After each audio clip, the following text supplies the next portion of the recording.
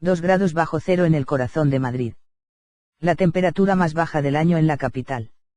Son las 8:40 de la mañana y 2 coches oficiales están aparcados en doble fila en una de las calles colindantes con la glorieta de San Bernardo. 4 fornidos guardaespaldas comentan el partido de Champions entre el Real Madrid y la Roma. De repente, una mujer de eléctrica cabellera rubia aparece y se apresuran a escoltarla. Es Cristina Cifuentes, la presidenta de la comunidad y responsable de resucitar al PP de Madrid de sus cenizas púnicas. Lleva un jarrón con unos tulipanes blancos y exhibe sonrisa profiden. No la seguimos a pesar de que está de candente actualidad. Buscamos a su vecino más ilustre. A aquel que quiso poner en jaque a la democracia con un golpe de estado del que quedan monárquicos interrogantes por resolver. Al hombre que aquel 23F irrumpió, pistola en mano, en el Congreso de los Diputados al grito de quieto todo el mundo. A Antonio Tejero. Un ex guardia civil que rompe su silencio en Crónica después de entrevistarse con la periodista Pilar Urbano en una de las prisiones donde cumplió condena. El cabecilla de la intentona golpista reside en una antigua colonia militar fuertemente vigilada las 24 horas del día por conserjes con mono azul. En el mismo edificio donde vivía el general Armada, ya fallecido, que aspiraba a gobernar España si el 23F no hubiese fracasado. En el rellano de su vivienda, Tejero ha colgado un cuadro de la rendición de Breda de Diego de Velázquez. Es un gran amante de la pintura y discretamente suele perderse con su mujer por el Museo del Prado en los días de menos afluencia turística. En su puerta de madera, hay una figura de Cristo bañada en plata. Siempre ha sido un fiel devoto. Un capillita. Va a misa a diario en la parroquia de Santiago el Mayor en Madrid. Tocamos el timbre y aparece el exteniente coronel en perfecto estado de revista. Como si fuese un general de alto rango dispuesto a salir a desfilar un día de la hispanidad entre tanques y aviones del ejército. Con una chaqueta marrón, un jersey de lana rojo y una frondosa perilla perfectamente cuidada. Parece recién salido de una peluquería hipster del barrio progre de Malasaña. Observamos que se ha teñido el pelo ligeramente de rubio. Su aspecto es saludable y tiene menos ojeras que un muñeco del Museo de Cera de Madrid. Es imposible no imaginárselo en la tribuna del Congreso con el tricornio y esa arma empuñada disparando al cielo de la cámara, muy cerca del gallinero. Tejero nos atiende educadamente con un sonoro deje malagueño y con la condición de que no le interpelemos sobre su episodio más famoso. El mismo que le llevó a ser condenado a 30 años de prisión por un delito de rebelión militar consumado, con agravante de reincidencia, con pena accesoria de pérdida de empleo, la expulsión de la Guardia Civil y la pérdida del grado, e inhabilitación durante el tiempo de la condena. Tejero cumpliría 15 años y 9 meses gracias a sus trabajos en la cárcel y a donaciones de sangre.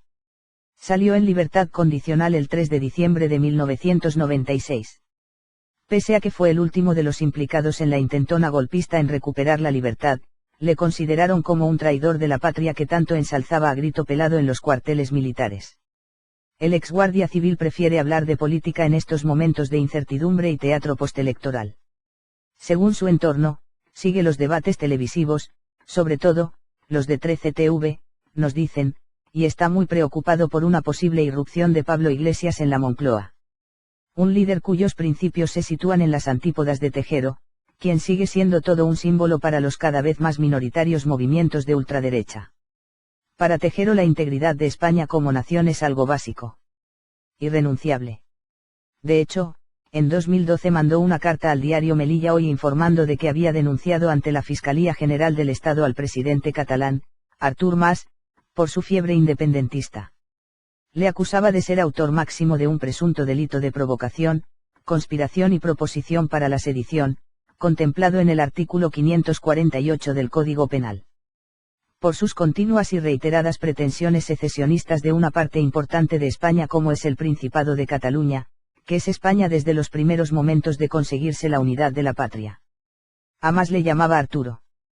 Cuentan sus familiares que Tejero sufrió con los últimos desvaríos independentistas de Mas y de su sucesor en la Generalitat, Carles Puigdemont. De la monarquía, en cambio, guarda silencio. No sería la primera vez que le plantean a Tejero la posibilidad de escribir una obra. En el año 2000 la editorial Planeta le ofreció, a través de la periodista Pilar Urbano, un cheque en blanco a cambio de relatar sus memorias. Incluyendo la planificación del golpe de Estado y esas reuniones más allá de la cafetería Galaxia. Le llamé por teléfono y le dije que la editorial le pagaba lo que pidiese. Le comenté que ese libro sin él no era posible y que lo tenía que contar todo, incluso de lo que se enteró más tarde, en prisión. Planeta quería a alguien polémico, a la hija de Franco, a Gutiérrez Mellado, el general que se enfrentó a Tejero en el Congreso, o a él. Tejero me dice que no, que él no necesita dinero y que nunca había hecho nada en su vida por dinero. Que es feliz con lo que tiene y que tenía lo suficiente para conseguir el pan de cada día. Me asegura que él ya dijo toda la verdad en los juicios y que es el único que no mintió. Y me comenta, yo hice lo que creía que tenía que hacer para salvar a España. Yo ya no soy coronel, ni guardia civil, he perdido mi carrera, pero nunca perderé mi patriotismo, recuerda Pilar Urbano, la última periodista que le entrevistó. Estuvo 1 hora con él en la prisión militar del Castillo de La Palma, Ferrol, el 8 de mayo de 1981. Tejero disfrutaba de una cómoda estancia de unos 65 metros cuadrados con varias habitaciones, un servicio con bañera y una cocina, y hasta allí se desplazaban sus partidarios con bandejas de carne, marisco o vino.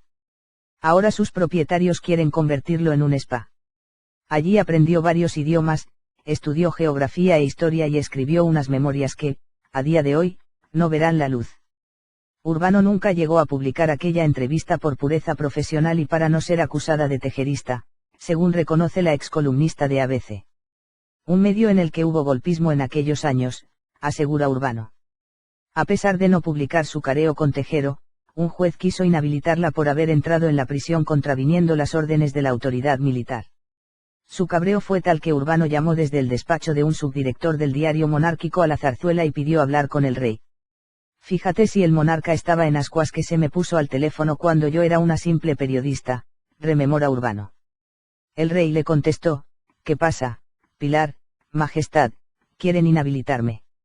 Le espetó pero ¿qué ha hecho? Le interrogó don Juan Carlos entrevistar a Tejero. Yo vivo de esto y como intenten ir a por mí lo cuento todo. Todo. Le expuso estate tranquila le comentó el jefe del Estado a los pocos días, su causa se sobreselló. ¿Acaso el monarca tuvo miedo a que la reportera tirase de la manta? Yo por aquel entonces no sabía que el rey jugó un papel en el 23F. Con el paso del tiempo entendí que el rey pensó que yo estaba al tanto de todo y por eso pudo actuar en consecuencia, afirma Urbano. Esta no tiene actualmente relación con Tejero y desconoce cómo es su vida cotidiana. Para ello, regresamos al domicilio del antiguo miembro de la Benemérita. Señor Tejero, como ha llevado todos estos años en silencio, apechugo con todo lo que me echaron encima y ya está. Trataron de destruirme, pero ahora soy feliz. Solo quiero vivir tranquilo. Como un jubilado más. La conversación se termina ahí. Es su mujer, Carmen Díez Pereira, la que la interrumpe. La misma que compró los autobuses a la compañía La Sepulvedana para transportar a los militares sediciosos el 23F. Para conocer los últimos movimientos de Tejero hay que acudir a su círculo más íntimo. A sus familiares o algunos de sus veteranos camaradas de la Falange. El exguardia civil prácticamente no guarda relación con personas ajenas a su familia o a sus compañeros de ideología. De hecho, es habitual verle en las conferencias que organiza la Falange en la calle Silva de Madrid.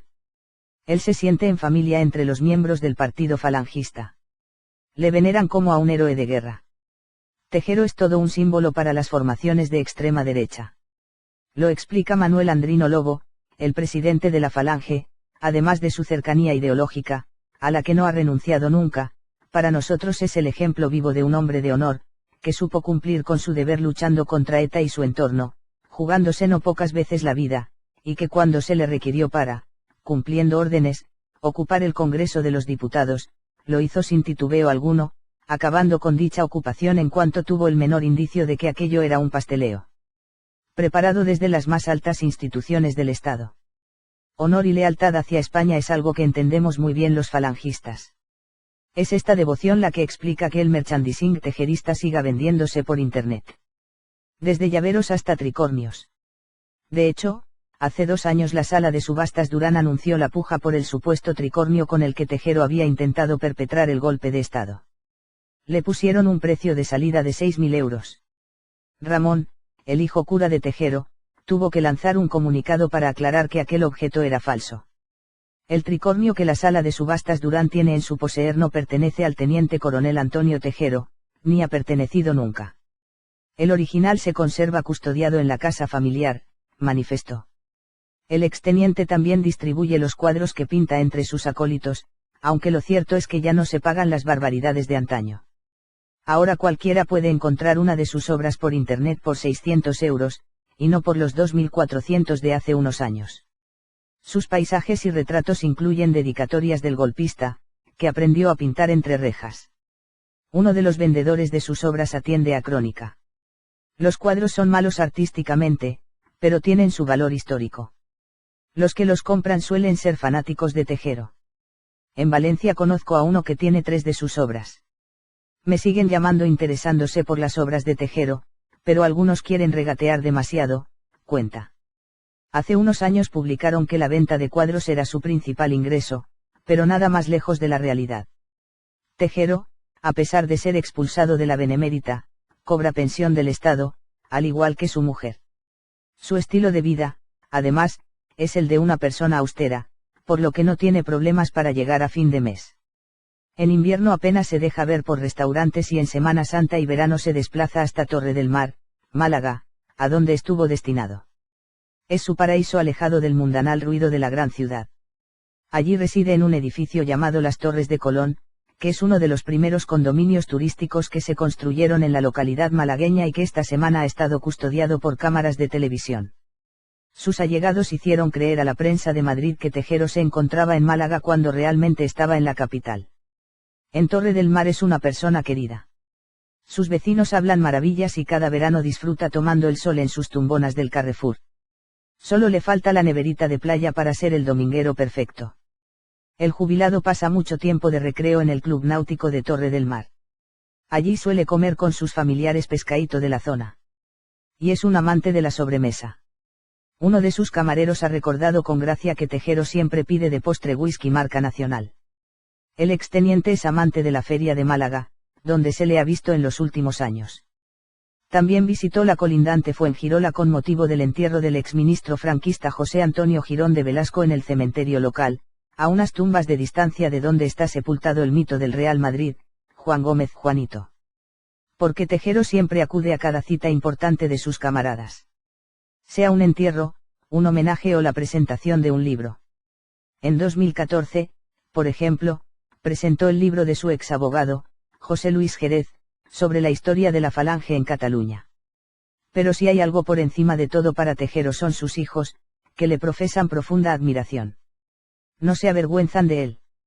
Uno de ellos, de nombre Antonio, siguió la tradición familiar y se hizo guardia civil. Es el mismo que organizó una comida junto a su padre y otros golpistas en el cuartel de Valdemoro el 18 de febrero de 2013 para conmemorar el 33º aniversario del 23F. Dar rienda suelta a su nostalgia le costó que Interior le destituyese como teniente coronel de la Guardia Civil, aunque tras recurrir la suspensión, la Audiencia Nacional ordenó su restitución en mayo de ese mismo año. Meses más tarde, sería ascendido a coronel.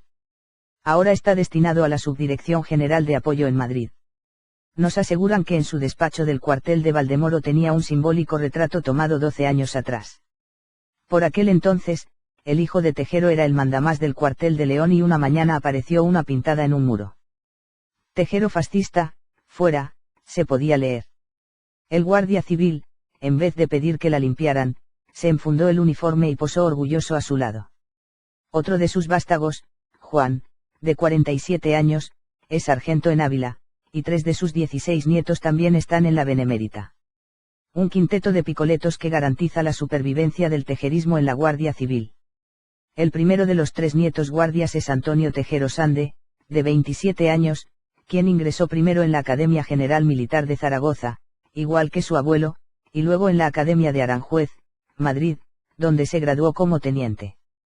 La vocación se la inculcó su abuelo, como reconoció a este suplemento. Siempre he vivido en un cuartel, nunca he concebido otra vida. Mi abuelo me contaba cómo salía a luchar contra los maquis y me entraba el ardor guerrero, explicó. Otro de los hijos de Tejero Díez, Manuel Tejero Sande, de 25 años, también es guardia civil. Y Francisco Javier Hernández Tejero sirve en la unidad de escoltas de la Guardia Civil en Madrid tras incorporarse, con una de las notas más bajas de su promoción, a la Escuela de Oficiales y Suboficiales de Baeza, Jaén. Otro de sus nietos, Javier Tejero Sande, es sargento de la Armada. Pero Tejero no solo tiene militares en su familia. Además de contar con un vástago cura, su hija Elvira es maestra como su madre. Las mayores, Carmen y Dolores, están casadas con militares. De casta le viene al galgo. Apechugo con todo lo que me echaron encima y ya está. Trataron de destruirme, pero ahora soy feliz. Solo quiero vivir tranquilo. Como un jubilado más. La conversación se termina ahí. Es su mujer, Carmen Díez Pereira, la que la interrumpe. La misma que compró los autobuses a la compañía La Sepulvedana para transportar a los militares sediciosos el 23F. Para conocer los últimos movimientos de Tejero hay que acudir a su círculo más íntimo. A sus familiares o algunos de sus veteranos camaradas de la Falange. El exguardia civil prácticamente no guarda relación con personas ajenas a su familia o a sus compañeros de ideología. De hecho, es habitual verle en las conferencias que organiza la Falange en la calle Silva de Madrid. Él se siente en familia entre los miembros del partido falangista. Le veneran como a un héroe de guerra. Tejero es todo un símbolo para las formaciones de extrema derecha. Lo explica Manuel Andrino Lobo, el presidente de la Falange, además de su cercanía ideológica, a la que no ha renunciado nunca. Para nosotros es el ejemplo vivo de un hombre de honor, que supo cumplir con su deber luchando contra ETA y su entorno, jugándose no pocas veces la vida, y que cuando se le requirió para, cumpliendo órdenes, ocupar el Congreso de los Diputados, lo hizo sin titubeo alguno, acabando con dicha ocupación en cuanto tuvo el menor indicio de que aquello era un pasteleo. Preparado desde las más altas instituciones del Estado. Honor y lealtad hacia España es algo que entendemos muy bien los falangistas. Es esta devoción la que explica que el merchandising tejerista siga vendiéndose por Internet. Desde llaveros hasta tricornios. De hecho, hace 2 años la sala de subastas Durán anunció la puja por el supuesto tricornio con el que Tejero había intentado perpetrar el golpe de Estado. Le pusieron un precio de salida de 6.000 euros. Ramón, el hijo cura de Tejero, tuvo que lanzar un comunicado para aclarar que aquel objeto era falso. El tricornio que la sala de subastas Durán tiene en su poseer no pertenece al teniente coronel Antonio Tejero, ni ha pertenecido nunca. El original se conserva custodiado en la casa familiar, manifestó. El exteniente también distribuye los cuadros que pinta entre sus acólitos, aunque lo cierto es que ya no se pagan las barbaridades de antaño. Ahora cualquiera puede encontrar una de sus obras por Internet por 600 euros, y no por los 2.400 de hace unos años. Sus paisajes y retratos incluyen dedicatorias del golpista, que aprendió a pintar entre rejas. El general que se enfrentó a Tejero en el Congreso, o a él. Tejero me dice que no, que él no necesita dinero y que nunca había hecho nada en su vida por dinero. Que es feliz con lo que tiene y que tenía lo suficiente para conseguir el pan de cada día. Me asegura que él ya dijo toda la verdad en los juicios y que es el único que no mintió. Y me comenta, yo hice lo que creía que tenía que hacer para salvar a España. Yo ya no soy coronel, ni guardia civil, he perdido mi carrera, pero nunca perderé mi patriotismo, recuerda Pilar Urbano, la última periodista que le entrevistó. Estuvo 1 hora con él en la prisión militar del Castillo de La Palma, Ferrol, el 8 de mayo de 1981. Tejero disfrutaba de una cómoda estancia de unos 65 metros cuadrados con varias habitaciones, un servicio con bañera y una cocina, y hasta allí se desplazaban sus partidarios con bandejas de carne, marisco o vino. Ahora sus propietarios quieren convertirlo en un spa. Allí aprendió varios idiomas, estudió geografía e historia y escribió unas memorias que, a día de hoy, no verán la luz. Urbano nunca llegó a publicar aquella entrevista por pureza profesional y para no ser acusada de tejerista, según reconoce la excolumnista de ABC. Un medio en el que hubo golpismo en aquellos años, asegura Urbano. A pesar de no publicar su careo con Tejero, un juez quiso inhabilitarla por haber entrado en la prisión contraviniendo las órdenes de la autoridad militar. Su cabreo fue tal que Urbano llamó desde el despacho de un subdirector del diario monárquico a la zarzuela y pidió hablar con el rey. Fíjate si el monarca estaba en ascuas que se me puso al teléfono cuando yo era una simple periodista, rememora Urbano. El rey le contestó, ¿qué pasa, Pilar, Majestad, quieren inhabilitarme? Le espetó pero ¿qué ha hecho? Le interrogó don Juan Carlos entrevistar a Tejero. Yo vivo de esto y como intenten ir a por mí lo cuento todo. Todo. Le expuso. Estate tranquila, le comentó el jefe del Estado a los pocos días, su causa se sobreselló. ¿Acaso el monarca tuvo miedo a que la reportera tirase de la manta? Yo por aquel entonces no sabía que el rey jugó un papel en el 23F. Con el paso del tiempo entendí que el rey pensó que yo estaba al tanto de todo y por eso pudo actuar en consecuencia, afirma Urbano. Esta no tiene actualmente relación con Tejero y desconoce cómo es su vida cotidiana. Para ello, regresamos al domicilio del antiguo miembro de la Benemérita. Señor Tejero, ¿cómo ha llevado todos estos años en silencio? Uno de los vendedores de sus obras atiende a Crónica. Los cuadros son malos artísticamente, pero tienen su valor histórico. Los que los compran suelen ser fanáticos de Tejero. En Valencia conozco a uno que tiene 3 de sus obras. Me siguen llamando interesándose por las obras de Tejero, pero algunos quieren regatear demasiado, cuenta. Hace unos años publicaron que la venta de cuadros era su principal ingreso, pero nada más lejos de la realidad. Tejero, a pesar de ser expulsado de la Benemérita, cobra pensión del Estado, al igual que su mujer. Su estilo de vida, además, es el de una persona austera, por lo que no tiene problemas para llegar a fin de mes. En invierno apenas se deja ver por restaurantes y en Semana Santa y verano se desplaza hasta Torre del Mar, Málaga, a donde estuvo destinado. Es su paraíso alejado del mundanal ruido de la gran ciudad. Allí reside en un edificio llamado Las Torres de Colón, que es uno de los primeros condominios turísticos que se construyeron en la localidad malagueña y que esta semana ha estado custodiado por cámaras de televisión. Sus allegados hicieron creer a la prensa de Madrid que Tejero se encontraba en Málaga cuando realmente estaba en la capital. En Torre del Mar es una persona querida. Sus vecinos hablan maravillas y cada verano disfruta tomando el sol en sus tumbonas del Carrefour. Solo le falta la neverita de playa para ser el dominguero perfecto.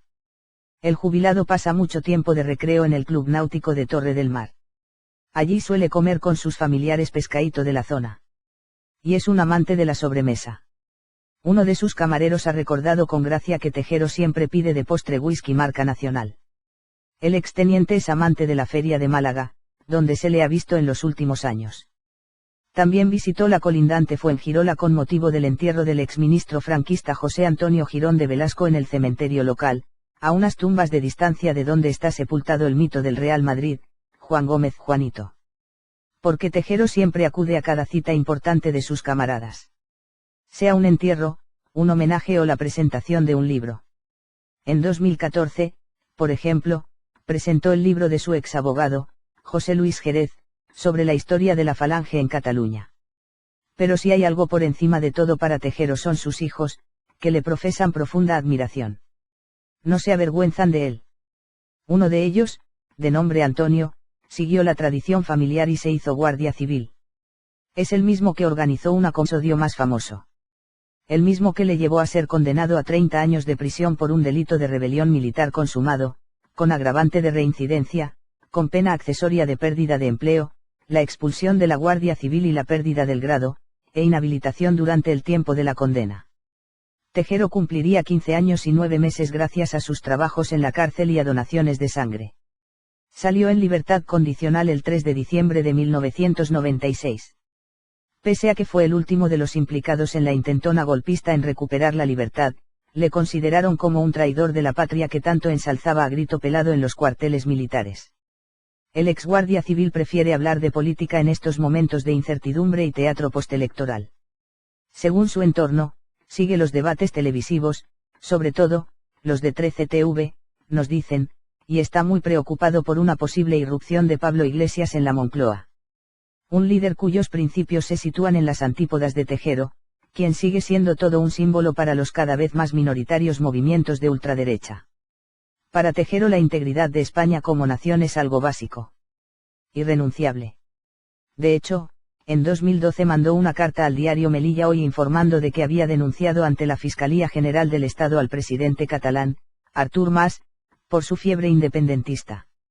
Le acusaba de ser autor máximo de un presunto delito de provocación, conspiración y proposición para la sedición, contemplado en el artículo 548 del Código Penal. Por sus continuas y reiteradas pretensiones secesionistas de una parte importante de España como es el Principado de Cataluña, que es España desde los primeros momentos de conseguirse la unidad de la patria. A más le llamaba Arturo. Cuentan sus familiares que Tejero sufrió con los últimos desvaríos independentistas de Mas y de su sucesor en la Generalitat, Carles Puigdemont. De la monarquía, en cambio, guarda silencio. No sería la primera vez que le plantean a Tejero la posibilidad de escribir una obra. En el año 2000 la editorial Planeta le ofreció, a través de la periodista Pilar Urbano, un cheque en blanco a cambio de relatar sus memorias. Incluyendo la planificación del golpe de Estado y esas reuniones más allá de la cafetería Galaxia. Le llamé por teléfono y le dije que la editorial le pagaba lo que pidiese. Le comenté que ese libro sin él no era posible y que lo tenía que contar todo, incluso de lo que se enteró más tarde, en prisión. Planeta quería a alguien polémico, a la hija de Franco, a Gutiérrez Mellado, 2 grados bajo cero en el corazón de Madrid. La temperatura más baja del año en la capital. Son las 8:40 de la mañana y 2 coches oficiales están aparcados en doble fila en una de las calles colindantes con la glorieta de San Bernardo. 4 fornidos guardaespaldas comentan el partido de Champions entre el Real Madrid y la Roma. De repente, una mujer de eléctrica cabellera rubia aparece y se apresuran a escoltarla. Es Cristina Cifuentes, la presidenta de la comunidad y responsable de resucitar al PP de Madrid de sus cenizas púnicas. Lleva un jarrón con unos tulipanes blancos y exhibe sonrisa profiden. No la seguimos a pesar de que está de candente actualidad. Buscamos a su vecino más ilustre. A aquel que quiso poner en jaque a la democracia con un golpe de Estado del que quedan monárquicos interrogantes por resolver. Al hombre que aquel 23F irrumpió, pistola en mano, en el Congreso de los Diputados al grito de quieto todo el mundo. A Antonio Tejero.